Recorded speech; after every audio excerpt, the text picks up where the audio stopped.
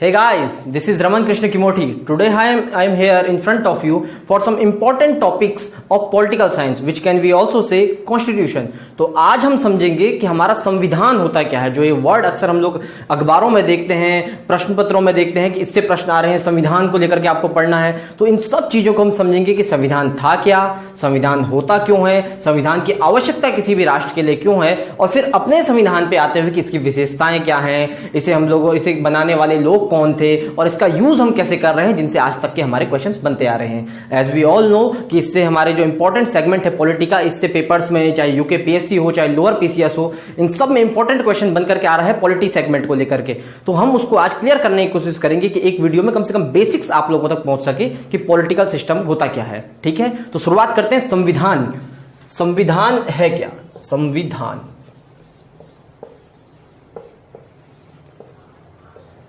संविधान है क्या?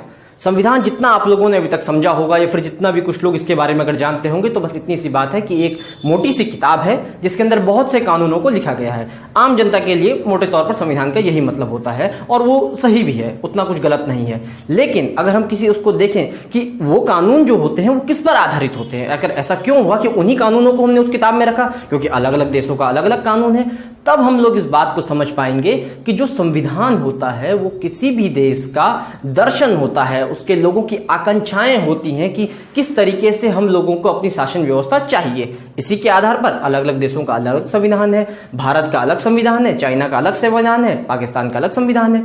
इसको लेकर के जब हम आगे बढ़ेंगे तो देखते हैं कि इसमें आगे और क्या क्या है। संविधान जो है इसको अगर हम बांटे, एक तो हम लोग समझे कि देश के जनता की आकांक्षा,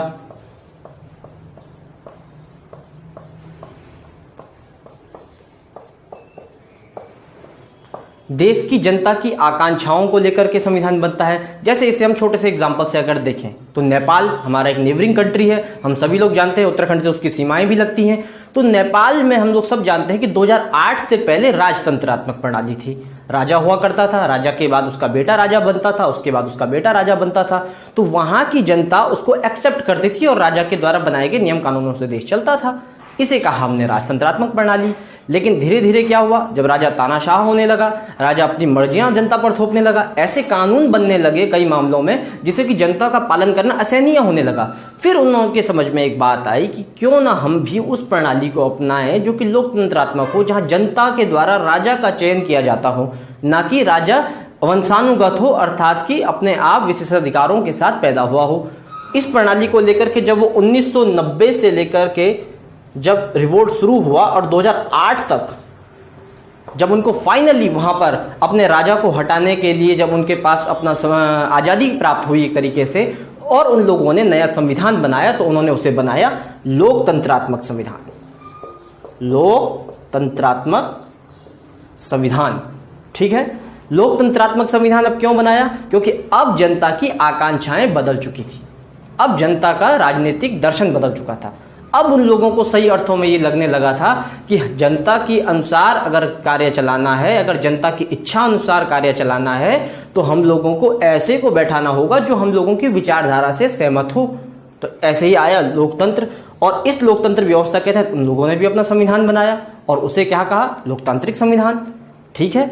दूसरा, संविधान का अर्थ क्या होता है? ये बताता है कि राज व्यवस्था कैसे चलेगी। अब ये राज व्यवस्था शब्द क्या है? राज व्यवस्था शब्द अपने आप में इंपॉर्टेंट है। हम लोग समझते हैं पॉलिटी, जिसको हम कहते हैं कि हमको पढ़ना है, उसका सेगमेंट ही है। राज व्यवस्था पॉलिटी को कहते हैं। पॉलिटिकल साइंस हो गया राजनीतिक विज्ञान, राज व्यवस्था हो गया पॉलिटी।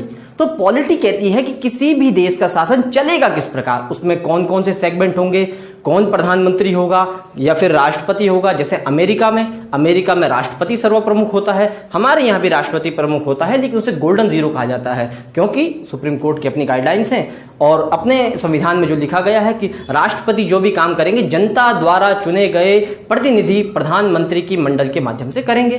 तो ये हो गई हमारी राज व्यवस्था। इसके अंदर क्या होगा? इसके अंदर हमारा आता है कि कार्यपालिका के सदस्य कौन कौन होंगे, विधायिका के सदस्य कौन कौन होंगे, न्यायपालिका के सदस्य कैसे बनाए जाएंगे, इनकी शक्तियां क्या होंगी और इनके अधिकार क्या होंगे। शक्तियां और अधिकार। एक बहुत ही मशहूर लेखक है, उनकी एक बात है कि शक्तियां जब आती हैं तो अधिकारों के साथ आती हैं, अगर अधिकारों के बिना शक्तियां दी जाती हैं तो वो विनाश का स्रोत होती हैं। इसलिए इनके साथ क्या आएंगी, इनकी सीमाएं। अब एक तो ये हो गया कि हमारी व्यवस्था चलेगी कैसे, इनके अधिकार क्या होंगे, इनकी शक्तियां क्या होंगी, साथ ही साथ ये भी बता दिया गया है कि इनकी सीमाएं क्या होंगी। अब ये सीमाएं क्यों डिफाइन किया गया, ये इंपॉर्टेंट है। राज व्यवस्था में इनकी सीमाओं को क्यों बताया गया है? सीमाओं को इसलिए क्योंकि संविधान तो भाई आखिर में जनता ने बनाया है ना, जनता के द्वारा चुने गए प्रतिनिधियों ने बनाया है, तो फिर वो किसको बनाएगा, वो जनता के हित में बनाएगा। और अथॉरिटेरियन जो अप्रोच होती है, जो लोग शक्तिशाली होते हैं उनको अगर ज्यादा शक्तियां दी जाएंगी तो वो निरंकुश हो जाएंगे। पाकिस्तान इस मामले में हमारा सबसे बड़ा उदाहरण है। Pakistan was our part since 1947, but जब वो आजाद हुआ तो उसने अपने आप को कहा वी आर अ डेमोक्रेसी, पर धीरे धीरे धीरे उसने आर्मी को इतनी पावर देना शुरू कर दिया कि आज के टाइम पर वहां पर जनता जो है आर्मी के शासन से परेशान है, राजा तो नहीं है। लोकतंत्र के अंदर ऐसी खूबियां आ गई हैं कि वो फिर से तानाशाही रूप उसने शामिल कर लिया है। अब ये भी हमारे लोग इंपॉर्टेंट है, तो इसलिए संविधान में उनकी सीमाएं बताना भी आवश्यक है।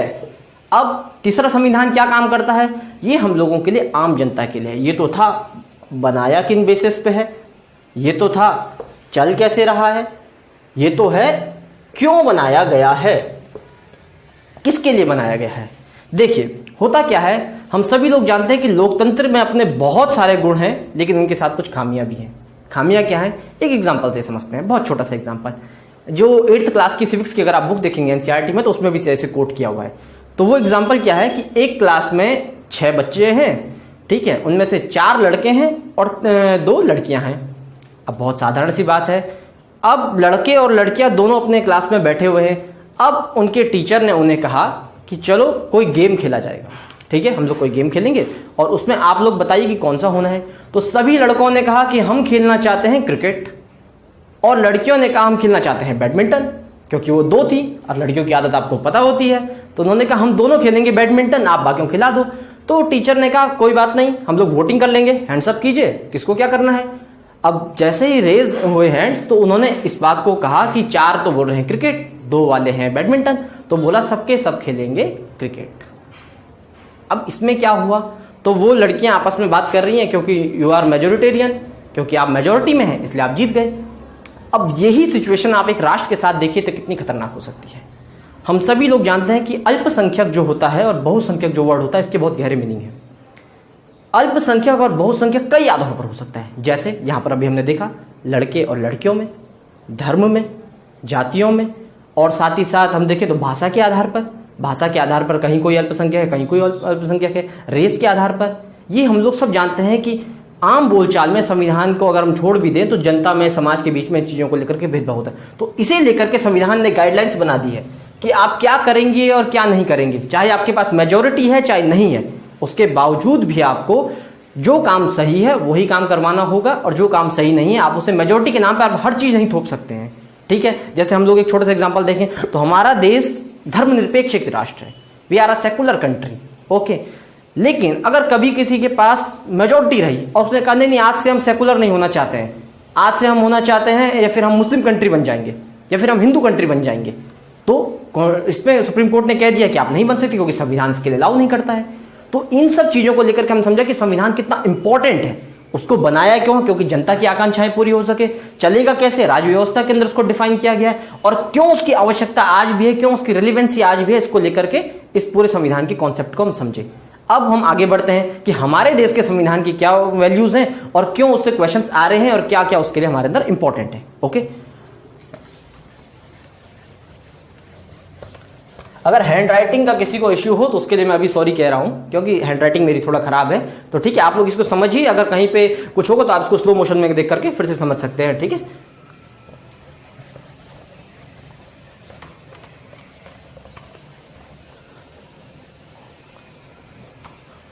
अब हम सभी लोग एक बात को जानते हैं कि 1757,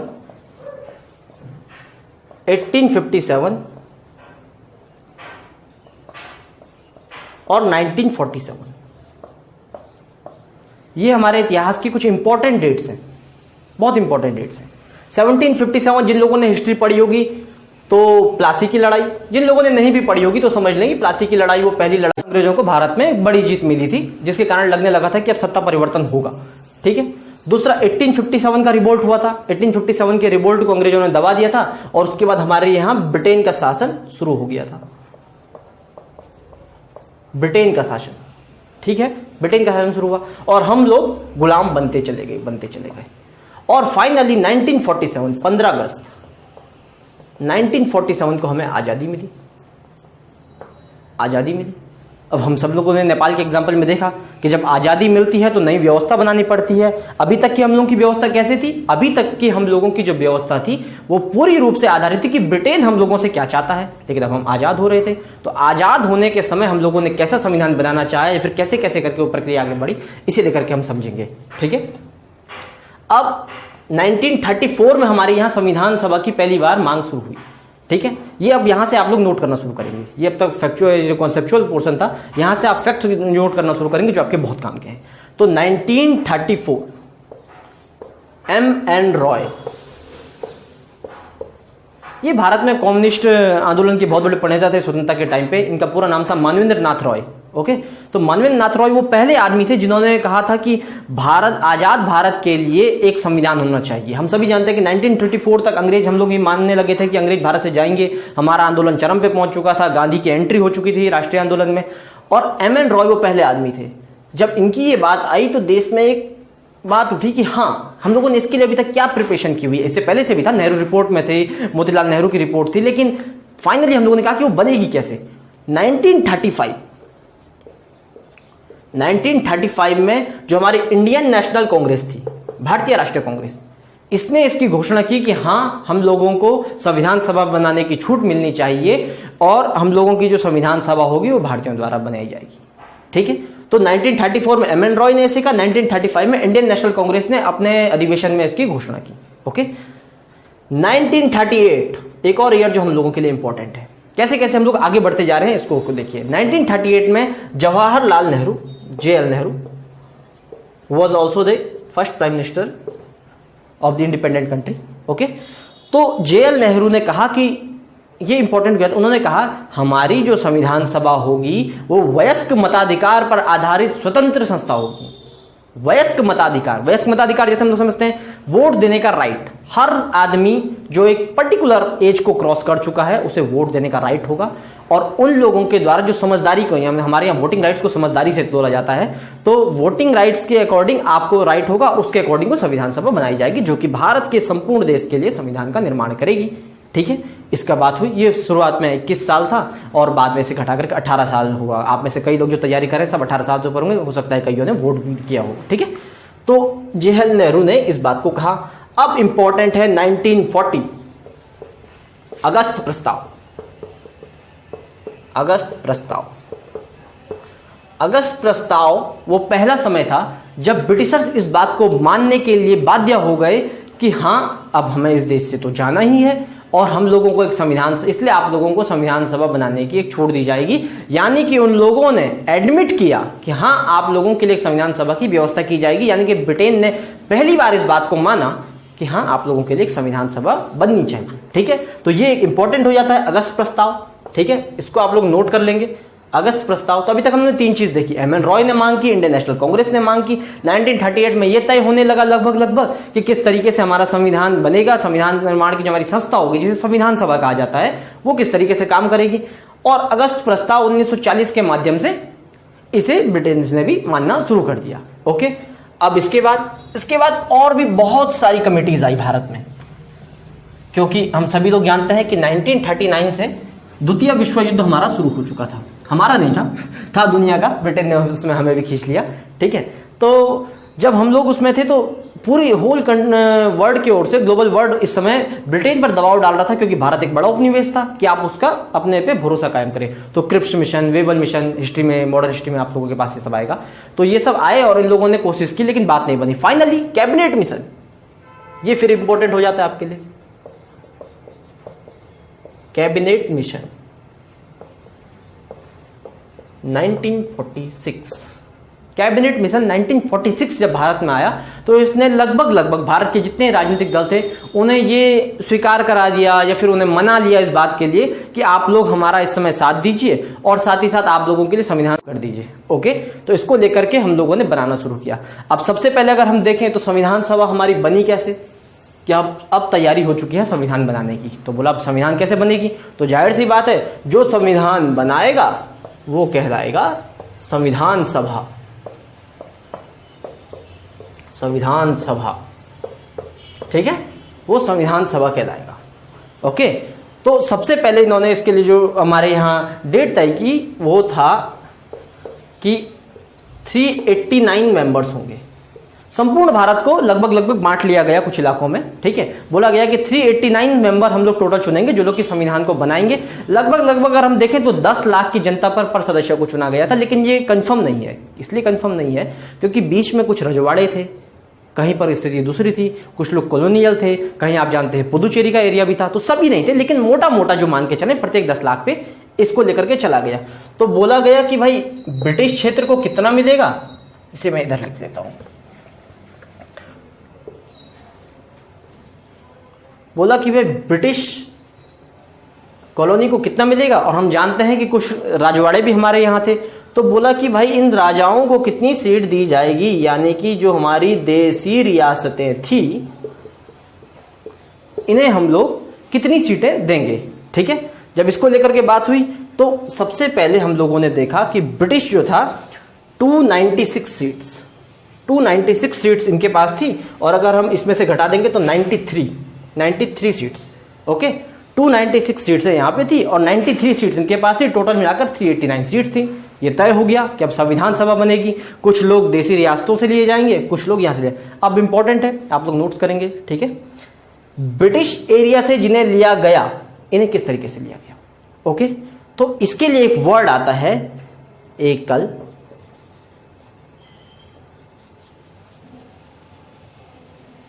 समानुपातिक पद्धति।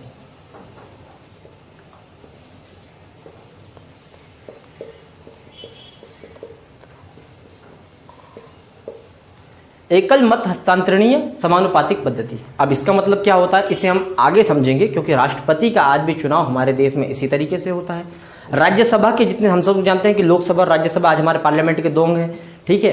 तो राज्यसभा के जो मेंबर्स चुने जाते हैं उनका भी इसी तरीके से। तो इसे हम लोग आगे समझेंगे। फिलहाल हम लोग बस अपनी कहानी में रहेंगे कि संविधान आगे कैसे बढ़ रहा है। लेकिन ये आप समझ लीजिए कि इनका जो चुनाव हुआ वो अप्रत्यक्ष रूप से हुआ, अप्रत्यक्ष रूप से हुआ। प्रत्यक्ष तौर जनता ने इनको डायरेक्ट नहीं चुना। सीधा अगर आप मोटा माने तो ऐसा हुआ कि जो समय निकाय काम कर रहे थे, ठीक है, जो स्टेट असेंबलीज थी, जो निकाय थे, उनके लोगों ने वोटिंग करके संविधान सभा के लिए लोगों को चुना। यानी कि जो नेहरू जी की बात थी कि वयस्क मताधिकार पर बनेगी, वो नहीं मानी गई फाइनली। इसे बताने के लिए ये सब लिखा गया था। बाकी ये जो पूरी ये मत प्रणाली है इसे कैसे करते हैं इसे हम लोग समझेंगे जब हम लोग राष्ट्रपति वाला अपना चैप्टर पढ़ेंगे, ओके। तो अप्रत्यक्ष रूप से इन्हें चुना गया। साथ ही देसी रियासतों से भाई जब बोला ये 93 मेंबर्स आप लोगों को लेने हैं, तो बोला इन 93 मेंबर्स को लेने का क्या हिसाब होगा, तो बोला राजा जिसको नॉमिनेट कर दे, क्योंकि राजतंत्र है भाई, राजा की बात को कोई ना नहीं बोलेगा अपने राज्य में, तो राजा जिसको नॉमिनेट कर दे वो बन जाएगा। अब ऐसे करके तय हो गया कि भाई इतनी सीट्स हैं, 389 सीट्स हैं, 296 चुने जाएंगे, 93 वहां से आएंगे, और ऐसे करके हम लोग अपना तैयार करेंगे। अब संविधान सभा की बैठकें होनी थी, तो फिर कैसे काम हुआ। अब संविधान सभा की बैठक शुरू हुई। अब इसके काम करने के लिए लोग भी चाहिए ना भाई। जो लोग चुन लिए गए हैं ये सब तो काम करेंगे नहीं, तब इसको पहले फ्रेम किया जाएगा कि कौन लोग क्या काम करेंगे। ऐसा तो है नहीं कि खाना पकाना है, कुछ लोग आलू छिलेंगे, कुछ लोग सब्जी काटेंगे, काम हो जाएगा। प्रॉपर्ली काम डिस्ट्रीब्यूट किया जाएगा कि किस आदमी का क्या कैपेबिलिटी है, उस हिसाब से उसे काम बांटे जाएंगे, ठीक है।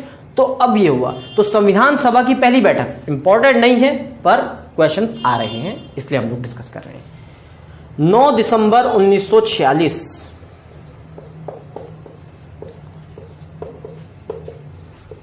9 दिसंबर 1946 संविधान सभा की पहली बैठक हुई।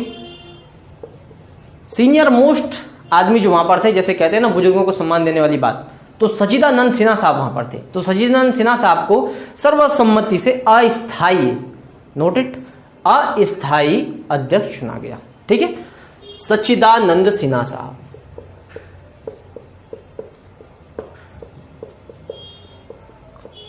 सच्चिदानंद सिन्हा साहब अस्थायी अध्यक्ष चुने गए। उसके बाद 11 दिसंबर 1900 दूसरी बैठक हुई। इसमें राजेंद्र प्रसाद, नोट कीजिए, राजेंद्र प्रसाद, जो कि हमारे देश के पहले, आप कमेंट में लिखेंगे आप लोग, ठीक है, कि क्या थे। तो राजेंद्र प्रसाद को संविधान सभा का स्थायी अध्यक्ष चुना गया। साथ ही साथ उनके साथ उपाध्यक्ष भी थे, तो उपाध्यक्ष 2 थे, ठीक है, H.C. मुखर्जी, ठीक है, और V.T. कृष्णामचारी।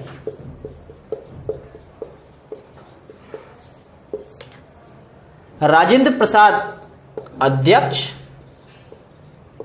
स्थायी, ठीक है। राइटिंग में जिन लोगों को प्रॉब्लम है घबराओ नहीं, मैं फिर से दोहरा रहा हूं। 9 दिसंबर 1946 सच्चिदानंद सिन्हा साहब बनाया गया अस्थायी अध्यक्ष। अगली मीटिंग 11 दिसंबर 1946 को हुई, जिसमें चुना गया राजेंद्र प्रसाद को स्थायी अध्यक्ष, उनके साथ 2 उपाध्यक्ष चुने गए, ओके, H.C. मुखर्जी और V.T. कृष्णामचारी, ओके। इस दोनों नाम आप नोट कर लेंगे, बहुत इंपॉर्टेंट है। अब धीरे धीरे धीरे करके अगर हम देखें तो हमारी संविधान सभा को पूरा टाइम जो बनने में लगा, अब ये टाइम नोट कर लीजिए। टोटल टाइम, जो टोटल टाइम था 2 वर्ष 11 माह 18 दिन। एक बात को कहना चाहूंगा, इसको बड़े ध्यान से समझिए।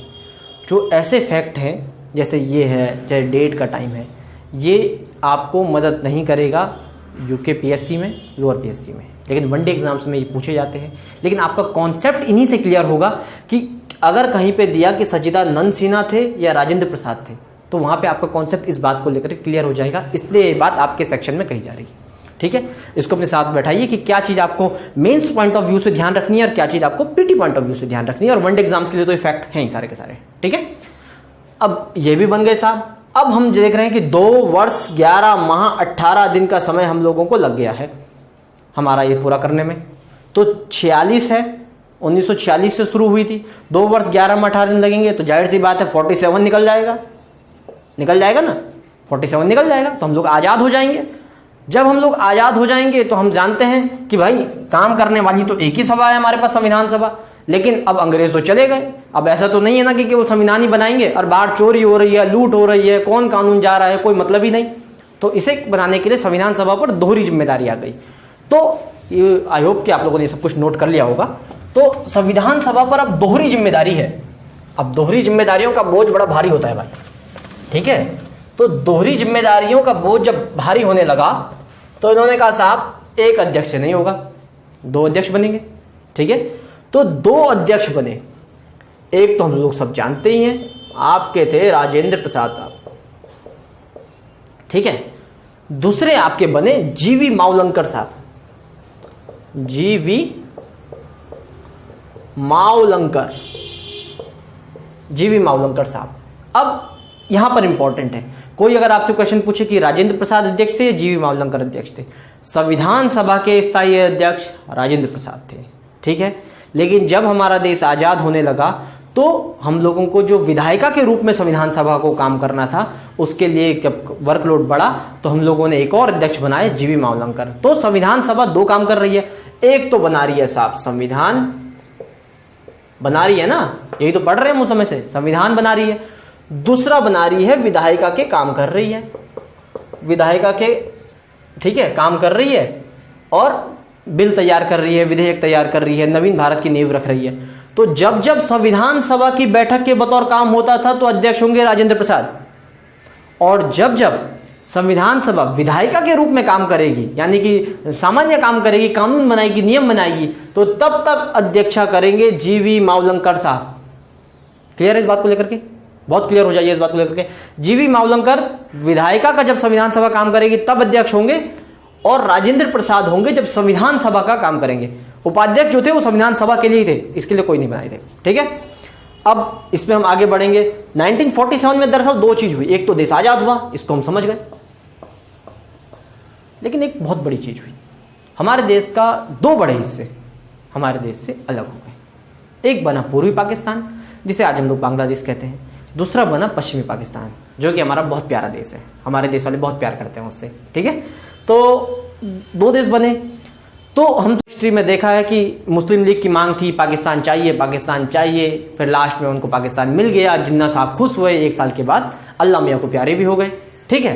तो जब ये हमारे यहाँ बना तो मुस्लिम लीग के कुछ सदस्य तो उधर चले गए, तो संविधान सभा की सीट्स चेंज हो गई, ओके। जब बनी थी तो कितनी थी, 389 सीट थी, जिनमें से 93 थी देसी रियासतों के लिए और 296 थी ब्रिटिश कॉलोनियल के लिए, ठीक है। अब जब ये चेंज हुआ तो अब कितना रह जाएगा, तो ब्रिटिश बचे 229, ठीक है, और ये हो गए 70, और टोटल हो जाएगा 299, ओके। 1947 को हमारे पास जो सीट्स का अनुपात था, क्योंकि कुछ सीटें चले गई ना भाई, अरे जब हम लोगों ने सीट्स को चुना था तो कुछ पाकिस्तान वाले इलाके से भी रही होगी, अब जब हमारे पास रहा ही नहीं तो हम उसके लिए नियम बना के करेंगे क्या, तो वो लोग अपने लिए नियम बनाए, तो उन लोगों की अपनी संविधान सभा हो गई, तो 299 मेंबर्स हमारे पास बचे भाई, ठीक है। 299 मेंबर जो हमारे पास हैं, इनमें से 70 हैं देसी रियासतों के और ये हैं ब्रिटिश प्रांत, ठीक है। अब इस वाले सेगमेंट में हमने चीजों को देख लिया है। राजेंद्र प्रसाद संविधान सभा के अध्यक्ष, जीवी मावलंकर जब संविधान सभा की विधायिका के रूप में है, संख्या भी घट चुकी है, कुल संख्या हो गई है 299, ब्रिटिश प्रांत हो गए हैं 229 और देसी रियासतें हो गई हैं 70, ठीक है। अब हम इसके लिए कानून बना रहे हैं, संविधान भी, विधायिका के रूप में भी। अब आगे ये जो पोर्शन है, ये फैक्चुअल दृष्टिकोण से जितना इंपॉर्टेंट लगता है उससे बहुत ज्यादा इंपॉर्टेंट ये समझने के लिए है कि ऐसी नौबत ही क्यों आई कि हम लोगों को कैसे कैसे करके काम करके आगे बढ़ते हुए 26 जो हमारा जनवरी 1950 को हमने अपना गणतंत्र दिवस मनाया। इसको समझने के लिए सब यात्रा चल रही है। मानवेंद्र नाथ रॉय 1934 से यात्रा शुरू हो चुकी है, हमारी आज़ादी की यात्रा बहुत पहले से थी, लेकिन ये जब आगे चल रही है तो इसको हम लोग कैसे करके चल रहे हैं और कैसे ये यात्रा 26 जनवरी 1950 को खत्म होगी, ठीक है। अब समझिए साहब, अब बनी कमेटीज। अब कमेटियों के नाम इंपॉर्टेंट है, ये कमेटीज के नाम यूके पीएससी वाले भी, लोअर पीसीएस भी और वनडे एग्जाम भी सब नोट करेंगे और बहुत अच्छे से तैयार करने, ठीक है। तो बनी संविधान सभा की समितियां,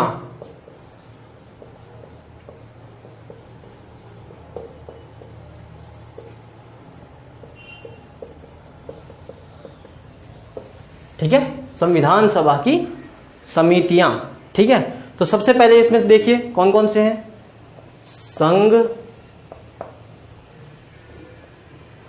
शक्ति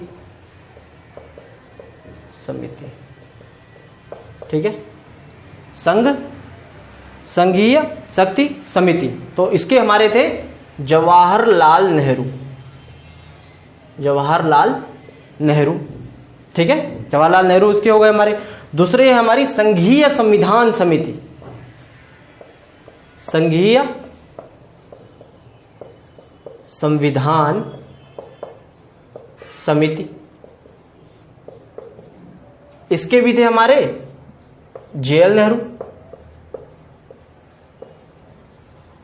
ठीक है।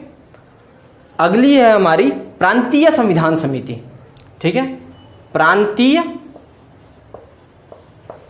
संविधान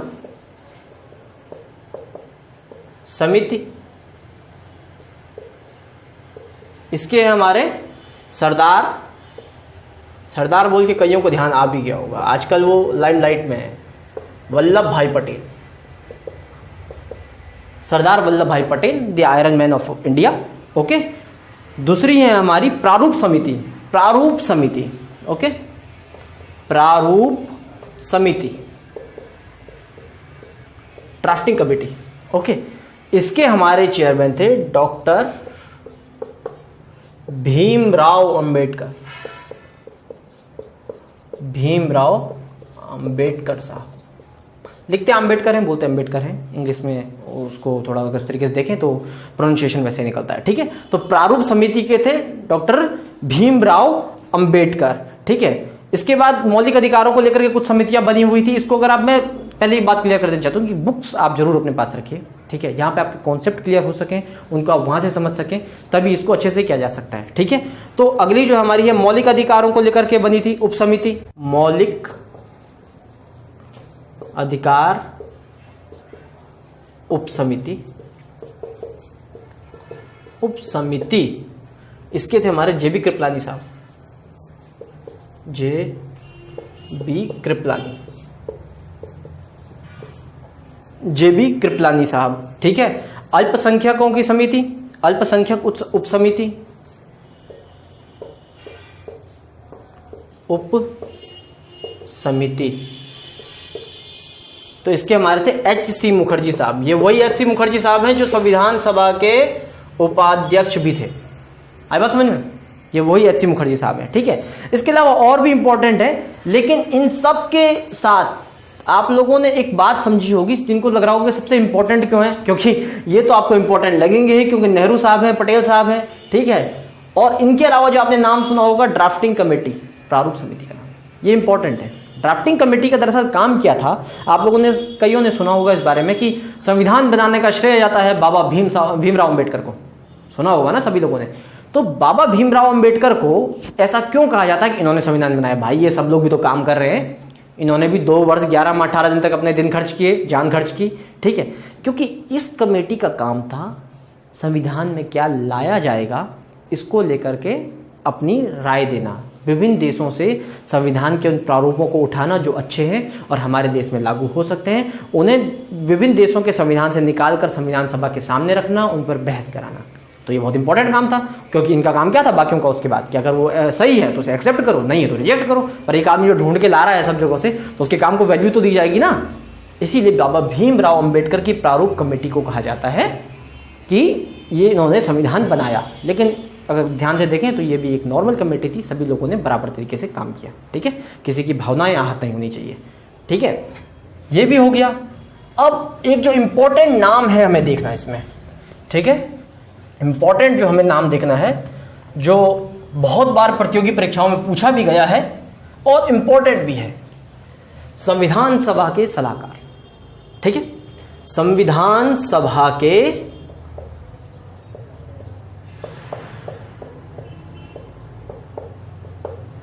सलाहकार B.N. राव। ये नाम याद रखिएगा, कई बार पूछा जा चुका है, आगे भी आने की संभावनाएं है, क्योंकि नॉर्मली बुक्स में मिलता नहीं है, लेकिन बहुत इंपॉर्टेंट काम है। ये कौन थे? ये डॉक्टर अंबेडकर के साथ ही काम करते थे और प्रारूपों को जो विभिन्न देशों से लाने का काम था वो इनके जिम्मे भी था। B.N. राव बहुत इंपॉर्टेंट हो जाते हैं हमारे संविधान को बनने के दृष्टिकोण से। ठीक है, अब हम लोगों ने ये सब समझ लिया है कि संविधान इंपॉर्टेंट क्यों है। ठीक है, संविधान इंपॉर्टेंट क्यों है हम लोग समझ चुके हैं, संविधान की आवश्यकता क्यों है हम लोगों ने समझा, आज के टाइम पर उसकी रिलेवेंसी क्या है हम लोगों ने समझा। दूसरी चीज हम लोगों ने जो इसमें समझी कि संविधान को हम लोगों ने कैसे करके बनाया, कैसे मांग उठी, कैसे कमेटीज बनी, कैसे संविधान सभा के लिए सीटों का आवंटन हुआ और 2 वर्ष 11 माह 18 दिन के बाद ये कैसे करके तैयार हुआ। अब अगर आप डेट को देखें तो हम लोगों का संविधान जो है वो मोटा मोटा जो तैयार हुआ वो हो गया था 26 नवंबर 1949 को। 26 नवंबर 1949 को हमारा संविधान बनकर के तैयार हो गया था। ठीक है, चलो सही है साहब, बधाइयां हैं आप सभी लोगों को, हमारा संविधान बनकर तैयार हो गया। लेकिन इसे लागू किया गया 26 जनवरी 1950। ऐसा नहीं कि पूरा लागू नहीं हुआ था, कुछ कुछ पार्ट उसी दिन से लागू होने शुरू हो गए थे, लेकिन पूर्ण रूप से इसे लागू किया गया 26 जनवरी 1950 को। ठीक है, 1950 को। अब ऐसा क्यों साहब, ये तो गलत बात है ना, मैगी बन करके तैयार हो गई है, ठंडी करने को रखी हुई है, बात तो गलत है। लेकिन इसकी एक इंपॉर्टेंस है, इसको समझना बहुत जरूरी है। दरअसल हुआ क्या था, जब हमारा आज़ादी का आंदोलन चल रहा था तो उस टाइम पर 26 जनवरी 1930 के पास की बात है। ठीक है, हम लोगों ने क्या किया कि उस दिन हम लोगों ने अपने यहाँ घोषणा की थी कि हम लोग हैं पूर्ण रूप से स्वतंत्र और हम इस दिवस को मनाएंगे 26 जनवरी को हम मनाएंगे अपने स्वतंत्रता दिवस के रूप में। ठीक है, तो हमारे लिए जो आज़ादी का मूवमेंट जो चल रहा था, जो हमारा आंदोलन चल रहा था, उसमें ये दिन इंपॉर्टेंट हो गया ना भाई। हम हर दिन इस दिन कह रहे हैं कि आज हमारा स्वतंत्रता दिवस है, हम लोग आज़ाद हो रहे हैं। अब आज़ादी अंग्रेजों ने दे दी 15 अगस्त को, तो नेहरू लोग सब तो फिर यूं बैठ गए कि भाई अब हम करेंगे क्या, आज़ादी तो गलत दिन मिल गई, अब दो स्वतंत्रता दिवस तो अब हो नहीं सकते हैं हम लोगों के पास। तो स्वतंत्रता दिवस तो जो हमारा है दिवस जो हमारा है वो तो हो गया 15 अगस्त 1947, इंडिपेंडेंस डे, ठीक है। और 26 जनवरी को हम लोगों ने माना गणतंत्र दिवस। 26 जनवरी को हम सभी लोग पहले प्रभात फेरियां निकाला करते थे ना, लगाया करते थे, गणतंत्र दिवस अमर रहे 26 जनवरी, ठीक है। तो यही वो 26 जनवरी है गणतंत्र दिवस, जिस दिन हमारा संविधान पूर्ण रूप से भारत के अंदर लागू हुआ। अब भी हमारे सामने दो समस्याएं हैं। चलो, एक को तो हमने सॉर्ट आउट कर दिया कि स्वतंत्रता दिवस अलग हो गया और 26 जनवरी की डेट को हमने गणतंत्र दिवस कह दिया। लेकिन भाई जब 26 नवंबर को हमारा ये तैयार हो चुका है तो फिर इस दिवस को भी तो कुछ नाम देना चाहिए ना। It is also important for us and also our country. तो उन लोगों के सम्मान में इसे कहा गया कानून दिवस, ठीक है, कानून दिवस। तो 26 नवंबर को मनाया गया कानून दिवस, जिसे आजकल कहा जाता है संविधान दिवस, ठीक है, संविधान दिवस। तो सभी जितने भी हैं, चाहे लोक सेवा आयोग की तैयारी कर रहे हैं, अधीनस्थ लोक सेवा के आयोग कर रहे हैं, ठीक है, उन सब के लिए ये डेट इंपॉर्टेंट है, ठीक है। 26 नवंबर संविधान दिवस, ठीक है। अब हमारे पास इंपॉर्टेंट हो गया है। अब हम लोगों ने इसमें क्या क्या चीजें देख ली हैं कि भाई 2 वर्ष 11 माह 18 दिन लगे, हमारा संविधान कंप्लीट हुआ। 26 नवंबर 1949 को संविधान बन करके तैयार हो चुका था, लेकिन अपनी परंपराओं को निभाने के लिए, ठीक है, अपनी परंपराओं को निभाने के लिए, जिसके तहत हम लोग 1930 से जो है कि स्वतंत्रता दिवस के रूप में 26 जनवरी को मनाते हुए आ रहे थे, तो इसलिए हम लोगों ने 26 जनवरी को गणतंत्र दिवस के रूप में माना और अपने पूर्ण संविधान को उस दिन लागू किया, ठीक है। और 26 नवंबर 1949 जो कि एक इंपॉर्टेंट डेट है, क्योंकि इस दिन हमारा संविधान बन करके ओवरऑल तैयार हो चुका था, तो हमने इसे कहा कानून दिवस, जिसे आज के समय पर कहा जाता है संविधान दिवस, ठीक है। तो आज के सेगमेंट में हम लोगों ने क्या क्या पढ़ा, इसे हम लोग कंक्लूड करें, लेकिन इससे पहले हम लोग देख लेते हैं कि संविधान जो बनाया इतने समय के पश्चात इन लोगों में, तो इसको कैसे करके बनाया, ठीक है। तो भाई जब ये बना शुरुआत में तो इसमें थे 395 अनुच्छेद,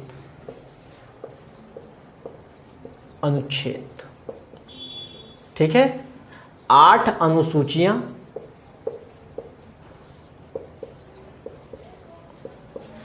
395 अनुच्छेद, 8 अनुसूचियां और 22 भाग, ठीक है।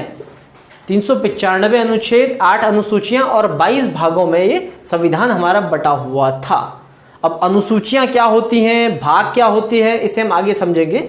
बस आप ये मान के चलिए कि विभिन्न सेगमेंट्स में हमने अपने कॉन्स्टिट्यूशन को डिवाइड किया, इसलिए ताकि हम समझ सके कि हर के लिए एक सेपरेट चैप्टर हम लोग अलॉट कर सके। जैसे मूल अधिकारों का एक सेपरेट चैप्टर है। चलो हम स्टार्टिंग से अगर देखें तो फर्स्ट चैप्टर है संघ उसका राज्य क्षेत्र, कैसे राज्य बनते हैं, कैसे होते हैं। दूसरा सिटीजनशिप, नागरिकता, देश की नागरिकता क्या होगी, लोगों के अधिकार क्या होंगे। थर्ड मूल अधिकार। तो इस तरीके से हमने 22 भागों में से स्टार्टिंग में बांट करके रखा। अब भाई एक वर्तमान की कंडीशन देख लेते हैं कि वर्तमान में भी ये ऐसे ही रहा या फिर ये इसमें कोई परिवर्तन आ चुका है आज के समय में, ठीक है। तो हम लोग सब जानते हैं कि हमारे संविधान में संशोधन की व्यवस्था है कि अगर आपको लगता है कि संविधान में कुछ कमी है तो उसे आप सुधार सकते हैं। तो यह सुधार इतना होता चला गया समय के साथ कि वर्तमान में हमारे पास 465 से अधिक अनुच्छेद, ठीक है, 12 अनुसूचियां